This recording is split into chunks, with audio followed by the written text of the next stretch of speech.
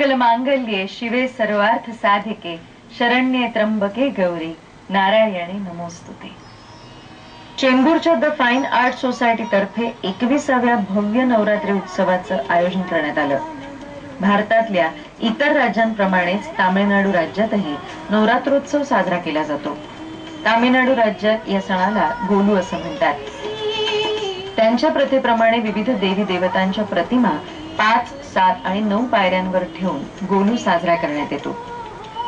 तामिळ लोक नवरात्रीच्या पहिल्या 3 दिवशी दुर्गा मातेची पूजा करतात, तर त्या पुढचे 3 दिवस ते लक्ष्मी मातेचं पूजन करतात। नवरात्रीच्या शेवटच्या 3 दिवसांमध्ये तामिळ बांधव सरस्वती देवीचं पूजन करतात। नवरात्रीच्या या 9 दिवसांमध्ये तामिळ समाजातल्या स्त्रिया एकमेकींना भेटून गोलूच्या शुभेच्छा देतात। गोलूच्या 9 दिवसांमध्ये तामिळ स्त्रियांना आणि मुलींना हळदी कुंकवाचंही आमंत्रण दिलं जातं। यावेळी लहान मुलं देवी देवतांची गाणी गातात, तर स्त्रिया रास गरबा खेळतात। तामिळ भाषेत याला कुम्मी असं म्हणतात।